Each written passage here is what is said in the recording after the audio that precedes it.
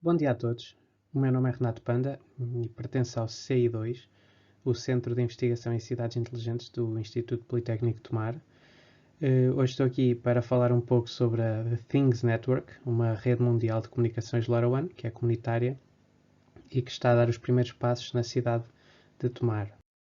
Dando um pouco mais de contexto, nós vivemos hoje num mundo chamado da Internet das Coisas, em que um pouco por todo lado temos dispositivos, que são as tais coisas, capazes de recolher dados e de comunicar os mesmos através da internet. Estamos a falar de sensores ambientais, sistemas de iluminação, equipamento doméstico, até as trotinetes que vemos por aí, entre tantas outras coisas. Graças à internet das coisas, em conjunto, obviamente, com outras tecnologias, como a inteligência artificial, a Big Data e por aí fora, tornou-se hoje possível criar aquilo a que chamamos de cidades inteligentes, que são cidades que utilizam a tecnologia para melhorar a qualidade de vida dos seus habitantes.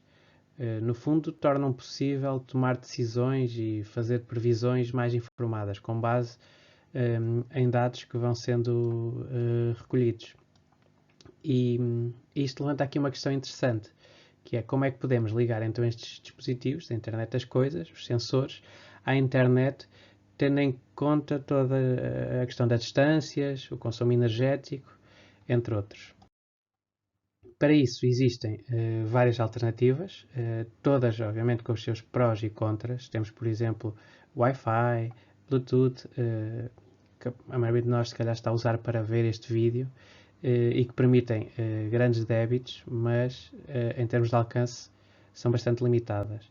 Depois temos os típicos dados móveis, que hoje em dia toda a gente tem no telemóvel, por exemplo, permitem mais uma vez débitos elevados, mas têm um custo bastante alto. Finalmente, temos uma série de soluções de longo alcance, e por longo alcance estamos a falar em quilómetros, e baixo consumo energético.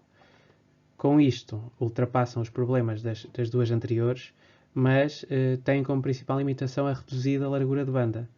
A utilização típica é precisamente o IoT, em que temos pequenos sensores que comunicam alguns bytes ao longo do dia, por exemplo, uma temperatura, ou se um lugar de estacionamento está ocupado ou não, e coisas do género. Uma destas tecnologias de longo alcance é chamada de LoRaWAN, que assenta sobre LoRa.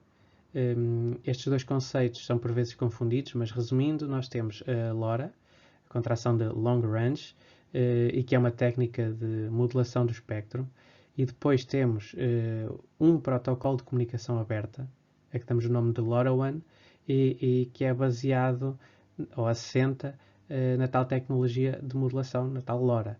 E isto é importante, pois encontramos à venda módulos que podem suportar LoRa, mas não têm que implementar necessariamente de base o protocolo LoRaWAN, então vão dar um bocadinho mais de trabalho a utilizar.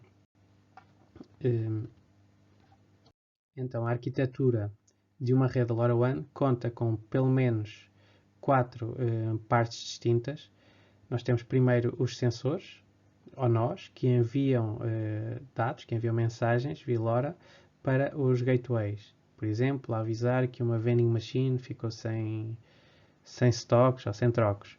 Depois temos aqui os gateways, que estão ligados à internet já, e reencaminham as mensagens dos nós para um servidor, para um network server. O servidor, no fundo, é o responsável por gerir a rede inteira. E aqui de forma muito simplificada, uma das coisas que fazem é receber as mensagens que vêm dos sensores, transformar as mesmas e disponibilizar depois essas mensagens de diversas formas para aplicações finais. E no fim temos então as aplicações que são, por exemplo, uma aplicação web que faz algo útil com a informação que vem da outra ponta, que vem dos nós. Por exemplo, uma aplicação que vai listar as minhas vending machines com os stocks para eu saber se existem stocks ou não em todas elas.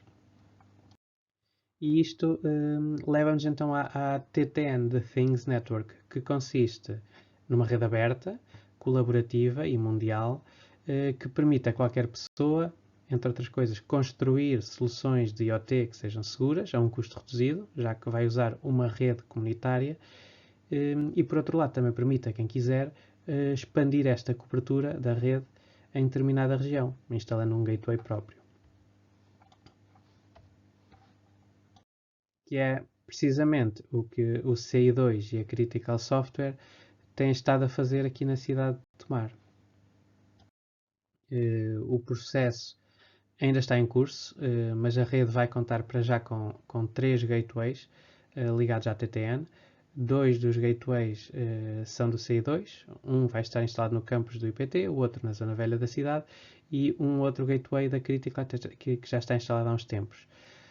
Para além disso, a própria TTN fornece o Network Server, onde qualquer pessoa então se pode registar e utilizar, só precisando para isso de adquirir os nós que pretende usar na sua aplicação e depois desenvolver aqui as aplicações ou a aplicação final, ficando sem ter que se preocupar com a parte intermédia. Qualquer pessoa, como eu disse, também pode estender a rede comprando um gateway ou até montando um gateway com alguns componentes e existem diversos manuais de como fazer isto a baixo custo. Agora, algumas considerações importantes em relação aqui à TTN.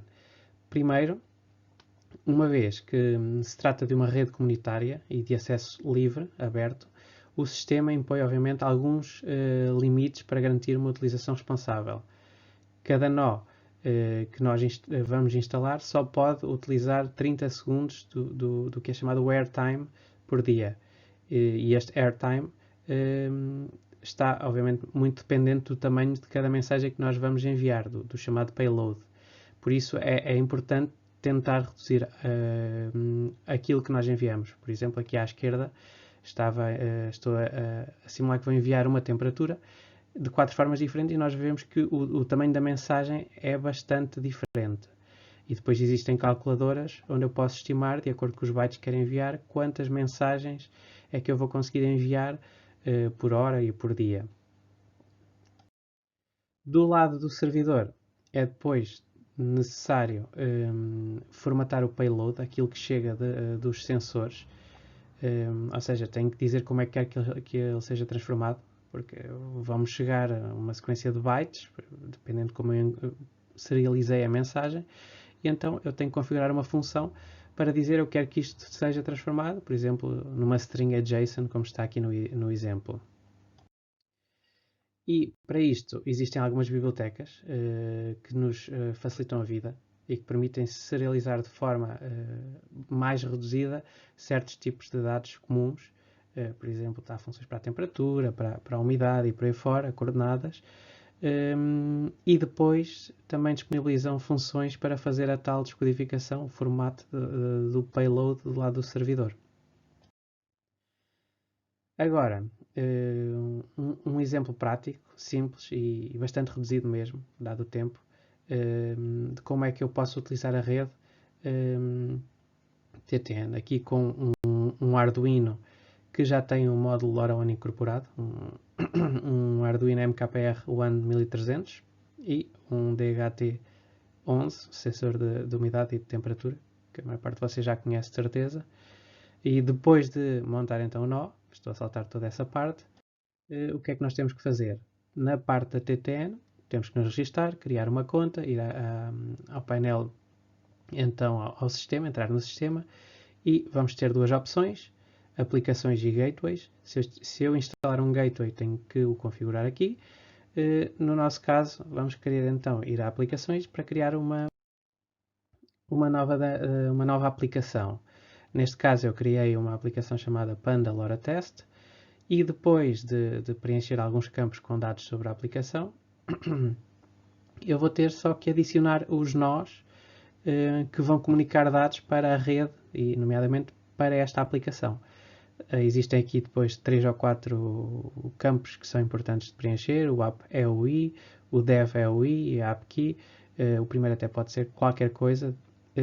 O segundo vem de cada nó, é o ID de cada nó, que cada nó nos dá, e a app key é uma chave que nós vamos definir na TTN e no nó e que vai garantir que as mensagens que são trocadas são cifradas e que, portanto, se eu controlar um gateway, não as posso ler na mesma, porque estão cifradas entre o nó e a TTN. Aqui na imagem eu até já tenho dois nós associados à minha aplicação. E de seguida, então, desenvolvemos o código do nó. Por exemplo, aqui não há nada de especial, mas este Arduino, já existe para este Arduino uma biblioteca para LoRaWAN. Também tenho aqui a biblioteca para interagir com o sensor de temperatura. E depois, no setup, é feito nada de especial, o join à rede. E aqui no loop, a única coisa que faria, ou que fiz, foi ler a temperatura e a umidade, depois fazer o begin packet, o print da mensagem, neste caso eu nem estou a usar a biblioteca de serialização que falei, e depois o end packet e esperar, convém esperar uns minutos, ou meia hora, ou uma hora, dependendo da aplicação que nós queremos. Por norma, nós nem precisamos de grandes frequência de mensagens. E é isto. Do lado da TTN, o que é que nós temos? Neste momento já temos um nó capaz de enviar mensagens para a rede. Daqui do lado da consola do TTN, eu tenho que configurar a integração. E a integração é dizer como é que eu quero que a minha aplicação final, uma aplicação web ou uma aplicação móvel que eu estou a desenvolver depois, vai chegar a estes dados que estão no network server da TTN. Um exemplo típico, existem várias integrações disponíveis na TTN, mas um exemplo típico é usar MQTT, em que eu só tenho que configurar a integração, tenho aqui os parâmetros e, obviamente, tenho que configurar uma chave, uma API key, para aceder aos dados. Depois, criamos então uma aplicação. Neste caso, é um script simples, na linguagem Ruby, só para demonstrar. O que faz é usar uma biblioteca de MQTT para ligar então ao servidor de MQTT fornecido pela TTN, com as credenciais que me foram dadas.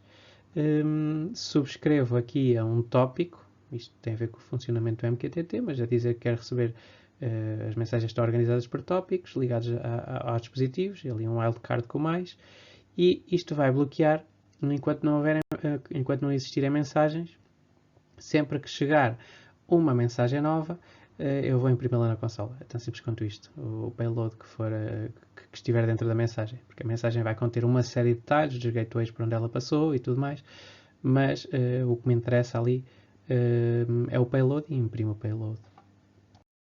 Obviamente que num cenário real nós vamos querer provavelmente mais do que um script na consola, então o que temos que fazer é usar outro tipo de tecnologias para desenvolver a aplicação. Neste caso, um exemplo um bocadinho mais polido, embora eu nem tenha aqui o código, mas é uma aplicação web que está a abrir no browser até, mas é uma aplicação web em vez do tal script de linha de comandos que recebe as mensagens, usa a mesma lógica, portanto vai ter que ter ali algo que a faça ligar ao servidor de MQTT e sempre que recebe uma mensagem comunica, neste caso comunica a mesma por Server Sent Events ou por WebSockets para o interface, para o cliente neste caso, que esteja a ver a mensagem. E é isto. Da minha parte é tudo e até à próxima.